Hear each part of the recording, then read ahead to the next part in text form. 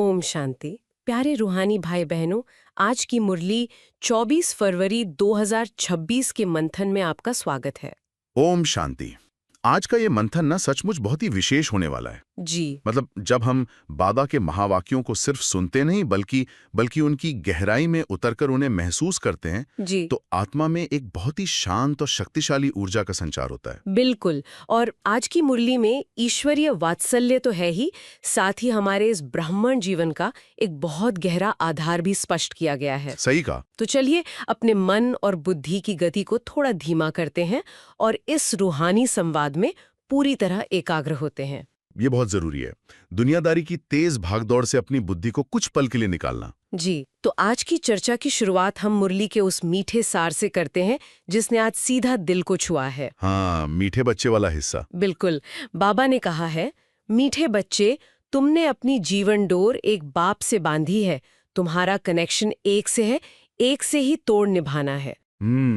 ये जीवन डोर शब्द अपने आप में ही एक बहुत गहरी तस्वीर उकेरता है। सच में आज के इस आधुनिक दुनिया में जहां हर पल हमारा ध्यान खींचने के लिए 100 चीजें मौजूद हैं, ये एक से डोर बांधना प्रैक्टिकली कैसे संभव है? यही तो सबसे बड़ा पुरुषार्थ है।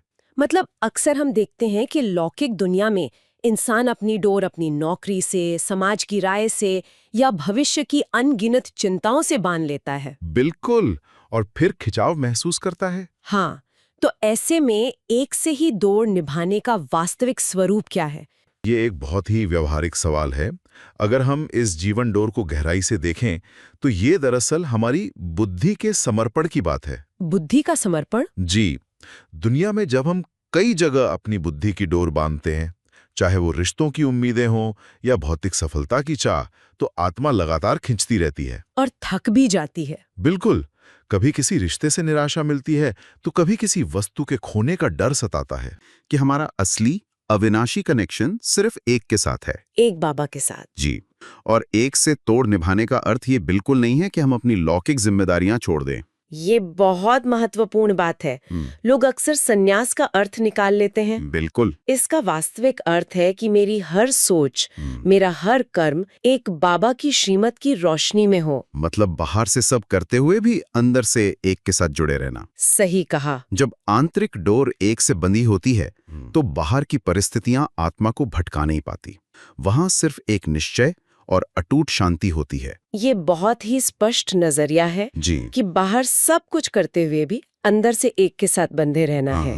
और इसी बात को बाबा ने आज के प्रश्नोत्तर में एक बहुत ही लौकिक और जाने पहचाने उदाहरण से समझाया। हाँ, वो शादी वाले उदाहरण से। बिल्कुल। बाबा ने प्रश्न उठाया कि संगम युग यानी कलयुग के अंत और सतयुग की शुरुआत के बीच का ये छोटा सा परिवर्तन का समय, इस संगम युग पर आत्मा अपनी डोर परमात्मा के साथ जोड़ती है। जी। तो इसकी रस्म अज्ञान काल में किस तरह से चलती आ रही है? और इसके उत्तर में बाबा ने लौकिक शादी के समय स्त्री का पल्लव पति के साथ बांधने का उदाहरण दिया। लेकिन अगर हम आज के समय में देखें तो लौकिक दुनिया में सर्वाइवल और सुरक्षा साफ दिखाई देती है।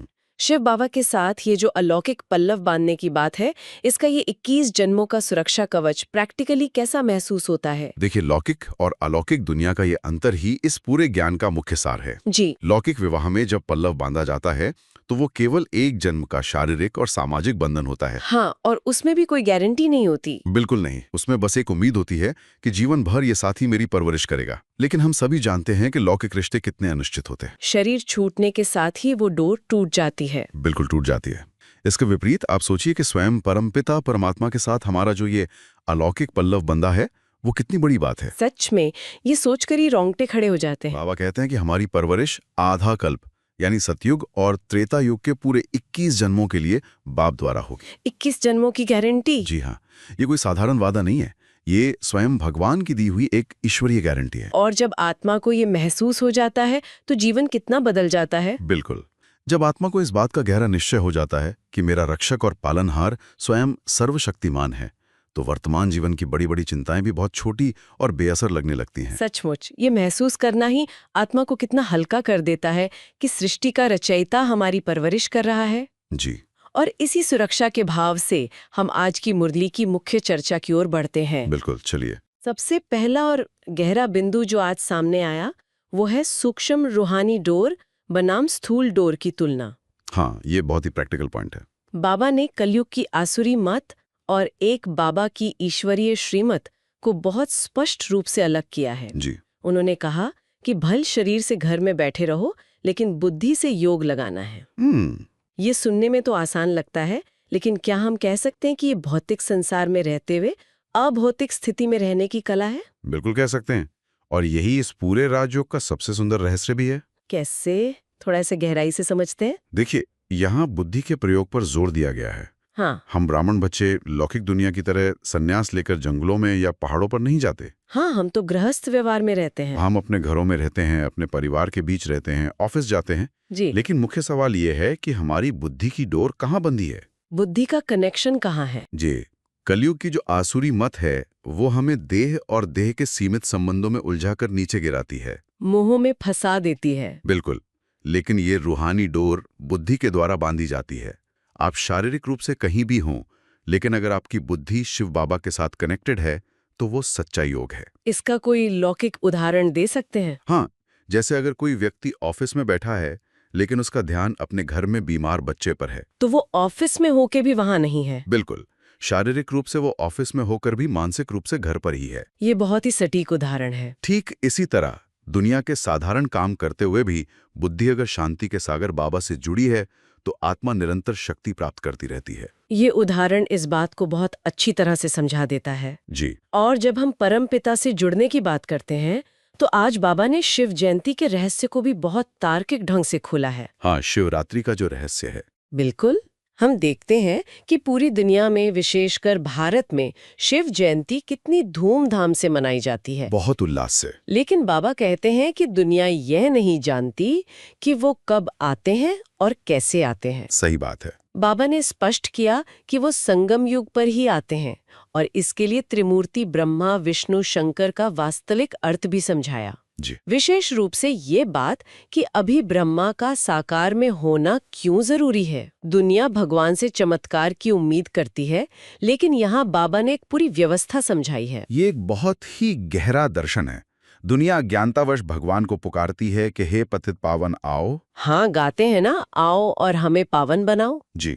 लेकिन वे ये नहीं समझते कि इस पूरी पतित दुनिया को पावन बनाने का कार्य कोई रातों रात होने वाला चमत्कार या जादू नहीं है। कोई जादू की छड़ी नहीं है। बिल्कुल नहीं। इसके लिए परमात्मा को एक साकार माध्यम चाहिए होता है, क्योंकि वे स्वयं अजन्मा और अशरीरी हैं। उनके पास अपना शरीर नहीं है। इसलिए शिव बाबा ब्रह्मा के साकार तन का आधार लेते हैं। त्रिमूर्ति का जो रहस्य बाबा समझाते हैं वो दरअसल ईश्वरीय कार्यों का विभाजन है। कार्यों का बंटवारा? जी। अभी संगम युग पर ब्रह्मा द्वारा नई पावन दुनिया की स्थापना का कार्य चल रहा है, इसलिए ब्रह्मा का साकार में होना आवश्यक है। क्योंकि ज्ञान तो मुख से ही दिया जाएगा ना। बिल्कुल। आगे चलकर विष्णु द्वारा सतयुग में पालना होगी और शंकर द्वारा इस पुरानी दुनिया का अंत में विनाश होगा। ये कितना लॉजिकल है। दुनिया शिव जयंती को सिर्फ एक वार्षिक त्योहार की तरह मनाकर भूल जाती है, लेकिन संगम युग के ब्राह्मण बच्चे जानते हैं कि शिव बाबा का अवतरण हमारे जीवन में हर दिन एक वास्तविक रूहानी क्रांति लेकर आ रहा है। हर दिन एक क्रांति, ये बहुत ही सुंदर विचार है। ये रूहानी क्रांति ही हमें हमारे आदि स्वरूप की याद दिलाती है। जी हाँ। और इसी से जुड़ा हुआ आज का तीसरा मुख्य बिंदु है आदि सनातन देवी देवता धर्म और उसका वर्षा। ये भी एक भूला हुआ सत्य है। बिल्कुल। बाबा ने कहा कि यह धर्म तो प्रायः लोप हो चुका है। दुनिया को ये पता ही नहीं है कि सतयुग कब था। सही कहा। लेकिन जो बात मुझे सबसे ज्यादा सोचने पर मजबूर करती है वो ये है कि बाबा ने कहा सतयुग में ज्ञान नहीं होता, वहां केवल प्रारब्ध यानी रिवॉर्ड है। जी। इसलिए ज्ञान सिर्फ इसी संगम युग पर दिया जाता है। लक्ष्मी नारायण को ये वर्षा किसने दिया, दुनिया के लिए ये एक रहस्य है। ये कर्म और फल के सिद्धांत का कितना सुंदर रूप है। अगर हम इस बात की गहराई में जाएं तो ये ईश्वरीय न्याय को स्पष्ट करता है। कैसे? हम अक्सर ये सोचते हैं कि सतयुग में तो सब कुछ सर्वगुण संपन्न है, तो वहां भगवान भी साक्षात होंगे और वहां रोज ज्ञान चर्चा होती होगी। हाँ, भक्ति मार्ग में तो यही दिखाते हैं कि देवी देवता भी ज्ञान सुन रहे हैं। लेकिन बाबा बहुत सहजता से समझाते हैं कि ज्ञान की आवश्यकता तब होती है जब अज्ञान हो, जब आत्मा पतित या कमजोर हो चुकी हो। जहाँ बीमारी है वहीं तो दवाई चाहिए। बिल्कुल। इसे एक लौकिक उदाहरण से समझें। जैसे कोई विद्यार्थी जब कई सालों की मेहनत के बाद यूनिवर्सिटी से अपनी डिग्री पूरी कर लेता है जी। और एक ऊंचे पद पर नौकरी करने लगता है, तो क्या वो रोज ऑफिस में अपनी कॉलेज की किताबें खोलकर पढ़ता है? नहीं, बिल्कुल नहीं। तब तो वो उस पर काम करता है। अब तो वो अपनी मेहनत का फल भोग रहा है। ठीक इसी तरह ज्ञान रूपी पढ़ाई सिर्फ संगम युग पर होती है, ताकि आत्मा पावन बन सके। संगम युग की पढ़ाई ही सतयुग का पद तय करती है। जी हाँ, लक्ष्मी नारायण ने अपनी पवित्रता और राजयोग की ये कमाई इसी समय परमपिता परमात्मा से प्राप्त की। दुनिया मंदिरों में उनकी मूर्तियों की पूजा करती है, लेकिन केवल हम बच्चे जानते हैं कि वो सर्वोच्च पदवी उन्होंने कैसे हासिल की। सही कहा आपने। ये डिग्री वाला उदाहरण सच में बहुत सटीक है। पढ़ाई अभी है, प्रारब्ध भविष्य में। जी। और इस पढ़ाई के बीच में एक बहुत बड़ी प्रक्रिया होती है, जिसका जिक्र बाबा ने चौथे बिंदु में रुद्र ज्ञान यज्ञ और विनाश ज्वाला के रूप में किया है। विनाश की ज्वाला? बाबा कहते हैं कि शिव बाबा मनुष्य तन में आकर ही ये यज्ञ रच सकते हैं, सूक्ष्म या मूल वतन में नहीं। बिल्कुल। मूल वतन यानी वो परमधाम, शांतिधाम, जहां से हम आत्माएं आई हैं, वहां कोई कर्म या यज्ञ नहीं होता। वहां तो परम शांति है। सबसे रोचक बात मुझे ये लगी कि अक्सर लोग विनाश या महाभारत की लड़ाई के नाम से डर जाते हैं। पुरानी दुनिया को बाबा कब्रिस्तान कहते हैं। जी। लेकिन बाबा ने इसे डरने की बात नहीं, बल्कि स्वर्ग के गेट खोलने का निमित्त बताया है। हम इस विनाश को एक सकारात्मक दृष्टिकोण से कैसे देखें? देखिए, विनाश शब्द सुनते ही इंसानी मन में अक्सर एक खौफ पैदा हो जाता है। हाँ, एक डर सा लगता है। लेकिन बाबा हमें एक बिल्कुल अलग आध्यात्मिक चश्मा देते हैं। आप खुद सोचिए, ये जो वर्तमान कलयुगी दुनिया है, जो दुखों से, बीमारियों से, भ्रष्टाचार से और हर तरह के पतितपन से भरी हुई है। बिल्कुल, चारों तरफ हाहाकार है। अगर ये समाप्त नहीं होगी तो नई स्वच्छ और पावन दुनिया कैसे आएगी? पुरानी इमारत गिरेगी तभी तो नहीं बनेगी। बिल्कुल, पतित और पावन दुनिया एक साथ तो नहीं चल सकती। इसलिए बाबा ने ये रुद्र ज्ञान यज्ञ रचा है। विनाश कोई त्रासदी नहीं है, बल्कि ये तो आत्मा की पुरानी आदतों और इस पुरानी दुनिया का एक अल्टीमेट डीक्लटरिंग है। अल्टीमेट डीक्लटरिंग, ये बहुत ही आधुनिक और पावरफुल शब्द है। जी, जैसे एक पुराना जर्जर मकान गिराया जाता है ताकि एक सुंदर नया महल बनाया जा सके। तो इसमें डरने की कोई बात ही नहीं है। बिल्कुल नहीं। जब आत्मा को 84 जन्मों के इस पूरे चक्र का ज्ञान हो जाता है, तो इस पुरानी दुनिया रूपी कब्रिस्तान से एक स्वाभाविक वैराग्य आ जाता है। मोह खत्म हो जाता है। फिर मृत्यु या विनाश से डर नहीं लगता, बल्कि एक गहरी शांति और उत्साह होता है कि अब हमें अपने असली घर वापस जाना है और फिर अपनी नई पावन दुनिया में आना है। ये तो बहुत खुशी की बात है कि हम वापस घर जा रहे हैं। जी हाँ। अल्टीमेट डीक्लटरिंग, अपनी पुरानी आदतों और बंधनों से मुक्त होना। लेकिन इस मुक्ति की यात्रा में रुकावटें भी बहुत आती हैं। माया की रुकावटें। बिल्कुल, जिसका वर्णन बाबा ने 5वें बिंदु में किया है।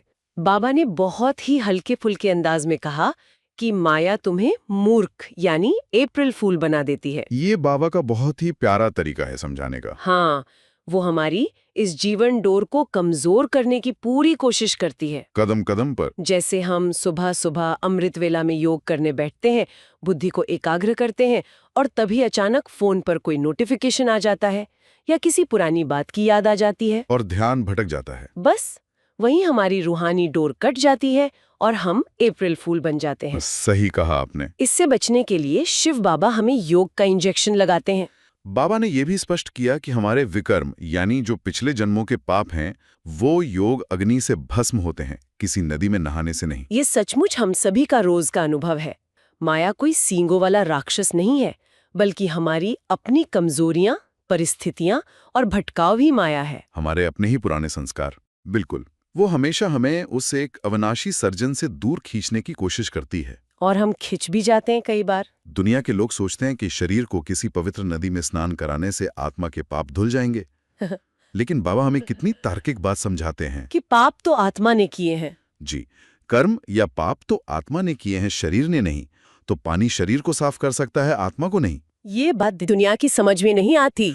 आत्मा के 63 जन्मों के दुखों को दूर करने और उसे पावन बनाने के लिए योग की अग्नि ही एकमात्र उपाय है। योग अग्नि। जब हमारी बुद्धि निरंतर उस सर्वशक्तिमान के साथ जुड़ी रहती है, तो वो याद की यात्रा एक ऐसी भस्म करने वाली अग्नि बन जाती है जो हमारे जन्म जन्मांतर के विकर्मों को जलाकर आत्मा को कंचन बना देती है, यानी सोना बना देती है। बिल्कुल। शिव बाबा 63 जन्मों के दुख हरता और आने वाले 21 जन्मों के सुख करता है। कितनी स्पष्ट और वैज्ञानिक विधि है ये। आत्मा की सफाई के लिए आत्मा के पिता की याद की अग्नि। जी। और इसी विधि को अपने जीवन में उतारने के लिए बाबा ने आज धारणा के लिए मुख्य सार में 2 बहुत ही प्यारे बिंदु दिए हैं। धारणा के बिंदु हमेशा बहुत प्रैक्टिकल होते हैं। बिल्कुल। पहला ये कि अपनी बुद्धि की रूहानी डोर केवल एक बाप के साथ मजबूती से बांधनी है और कदम कदम पर उसी की श्रीमत पर चलना है। एक की श्रीमत। और दूसरा बिंदु बहुत मीठा है कि हमें स्वयं को बहुत बहुत स्वीट यानी मधुर बनाना है, क्योंकि हम मोस्ट स्वीटेस्ट झाड़ की कलम यानी इस ईश्वरीय वृक्ष की सैपलिंग बन रहे हैं। जी। ये आंतरिक सफाई और बाहर की मधुरता का कनेक्शन क्या है? देखिए, धारणा की ये दोनों बिंदु आपस में बहुत गहराई से जुड़े हुए हैं। कैसे? जब बुद्धि की डोर एक बाप से बंधी होती है तो आत्मा के अंदर कोई भटकाव या असमंजस नहीं होता। आत्मा शांत रहती है। जी। और जहां भटकाव नहीं होता वहां चिड़चिड़ापन, गुस्सा या अशांति टिकी नहीं सकती। ये तो स्वाभाविक है। बाबा कहते हैं कि हम उस आने वाले कल्प वृक्ष के, उस देवी देवता धर्म के फाउंडेशन हैं। हम उस मीठे झाड़ की कलम हैं। सैपलिंग्स हैं। अगर बीज या कलम ही कड़वी होगी तो उससे बनने वाला पेड़ कैसा होगा? वो भी कड़वा ही होगा। इसीलिए हमारे बोल, हमारे कर्म, हमारा हर व्यवहार इतना मधुर और शांतिपूर्ण होना चाहिए कि जो भी आत्मा हमारे संपर्क में आए उसे शिव बाबा के प्यार की अनुभूति हो जाए। हमारे द्वारा बाबा दिखाई दें। बिल्कुल। और ये मधुरता ऊपर से ओढ़ी नहीं जा सकती।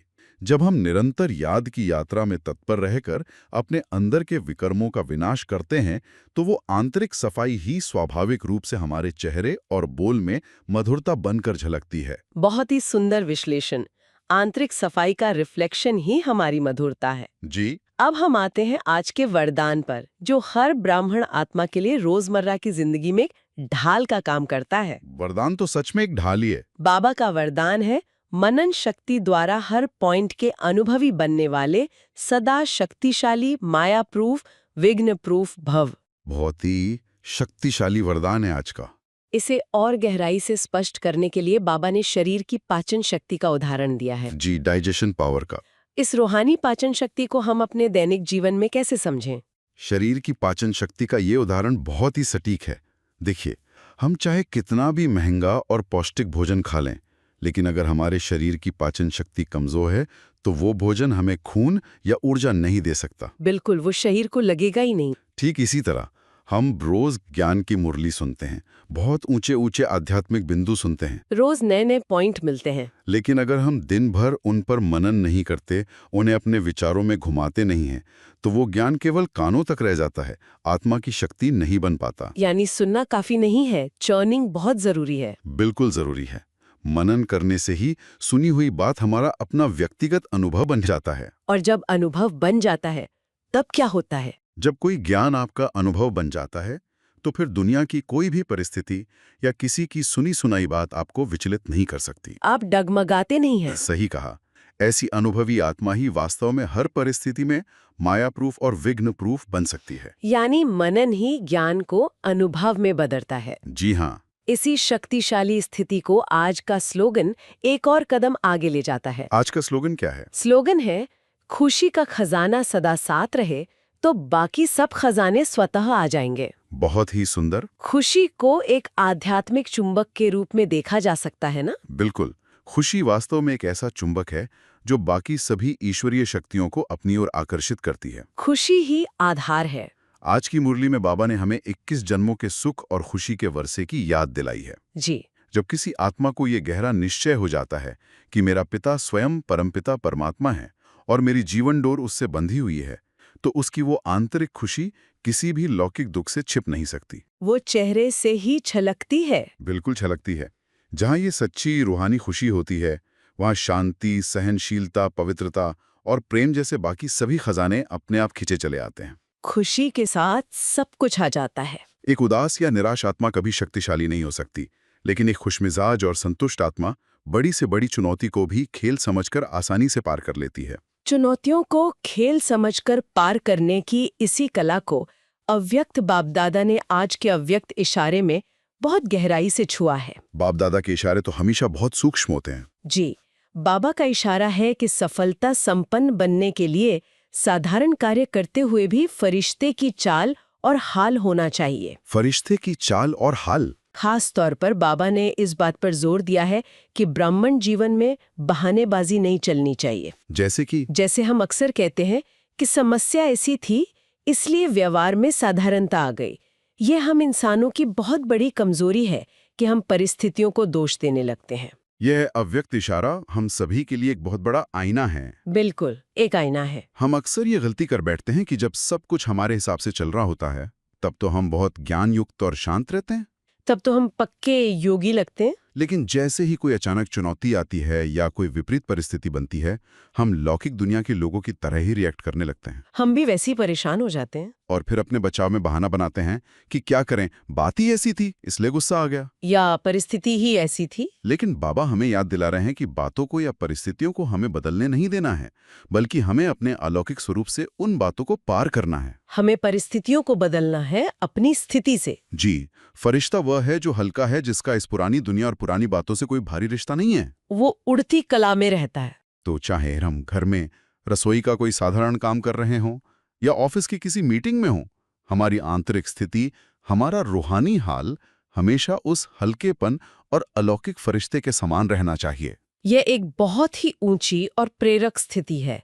परिस्थितियों के प्रभाव से पूरी तरह मुक्त, एक चमकता हुआ हल्का फरिश्ता। बिल्कुल। इस दिव्य स्थिति को सिर्फ सुनना ही नहीं है, बल्कि इसे गहराई से महसूस भी करना है। जी, अनुभव करना है। इसलिए आइए अब हम सब मिलकर आज की मुरली के सार से निकाले गए स्वमानों का अभ्यास करते हैं। यह समय है अपने अंतर जगत में उतरने का। सुनने वाले सभी रूहानी भाई बहन, आप जहां भी हैं, कुछ पल के लिए अपने बाहरी विचारों को रोककर अपना ध्यान भ्रिकुटी के बीच आत्मा के स्थान पर एकाग्र करें। बहुत ही शांत और धीमी गति से इन ईश्वरीय संकल्पों को अपने भीतर महसूस करें। पहला स्वमान है, मैं एक बाबा से अपनी जीवन डोर बांधने वाली एक व्रता आत्मा हूँ। इस श्रेष्ठ संकल्प को अपने भीतर गहराई से महसूस करें, कुछ क्षण इसी अनुभव में टिक जाएं। दूसरा स्वमान, मैं मनन शक्ति से संपन्न, सदा शक्तिशाली और माया प्रूफ आत्मा हूँ। अपनी आंतरिक शक्तियों को जागृत होता हुआ देखें। तीसरा स्वमान, मैं इस साधारण दुनिया के कार्यों में विचरते हुए भी एक अलौकिक फरिश्ता हूँ। अपने फरिश्ते स्वरूप की लाइट को महसूस करें, इस शांति को अनुभव करें। चौथा स्वमान, मैं योग अग्नि से अपने जन्म जन्मांतर के विकर्म भस्म करने वाली परम पवित्र आत्मा हूँ। बाबा की पवित्र किरणें मुझ आत्मा पर पड़ रही हैं, इस पवित्रता को अपने भीतर संभालें। इन स्वमानों के अभ्यास से आत्मा को जैसे अपने निज स्वरूप और अपनी शक्तियों की पूर्ण स्मृति आ जाती है। सचमुच ये कितनी गहरी और शांतिदायक अनुभूति है कि हमें दुनियादारी के हजार तारों में नहीं उलझना है, बस एक शिव बाबा के साथ अपनी बुद्धि की डोर को मजबूत रखना है। सिर्फ एक के साथ। वही हमारा इकलौता रक्षक है, वही हमारा सच्चा शिक्षक है और वही हमारा अविनाशी सर्जन है जो हमें हर दुख से मुक्त कर रहा है। समाप्त करने से पहले एक विचार जो मुझे लगता है हम सभी को आज सारा दिन सोचने पर मजबूर करेगा। बताएं। हम अपनी लौकिक जिंदगी में अपना मोबाइल फोन कितनी बार चेक करते हैं और दिन में कितनी बार उसे चार्ज करते हैं, सिर्फ ये सोचकर कि कहीं उसकी बैटरी खत्म न हो जाए और हमारा दुनिया से कनेक्शन न टूट जाए। बहुत बार करते हैं। लेकिन क्या हम अपनी इस जीवन डोर की बैटरी को दिन में एक बार भी चेक करते हैं? ये बहुत गहरा सवाल है। अगर हमारी बुद्धि की डोर उस सुप्रीम पावर हाउस शिव बाबा से कटी हुई है, तो असल में हम कितनी कमजोर और असुरक्षित स्थिति में जी रहे हैं। बिल्कुल, हम शक्तिहीन हो जाते हैं। इस पर आज जरूर गहराई से विचार होना चाहिए कि क्या मेरी डोर उस पावर हाउस से जुड़ी है या माया ने मुझे आज भी अप्रैल फूल बना दिया है। ये मनन करने के लिए एक बहुत ही सुंदर विषय है आज सारा दिन। इस गहरी और शांत अनुभूति और इस वैचारिक मंथन को अपने भीतर समेटे हुए हम आज के इस रूहानी सफर को यहीं विराम देते हैं। जी। अगर आज की मुरली से आपको कोई विशेष प्रेरणा या स्वमान का अनुभव मिला हो, तो उसे अपने जीवन में धारण करें और दूसरों को भी प्रेरित करें। अपने विचारी अनुभव कमेंट में साझा करें ताकि अन्य आत्माओं को भी शक्ति मिले। याद रखें, हर शुभ संकल्प ही विश्व कल्याण की सेवा है। ओम शांति।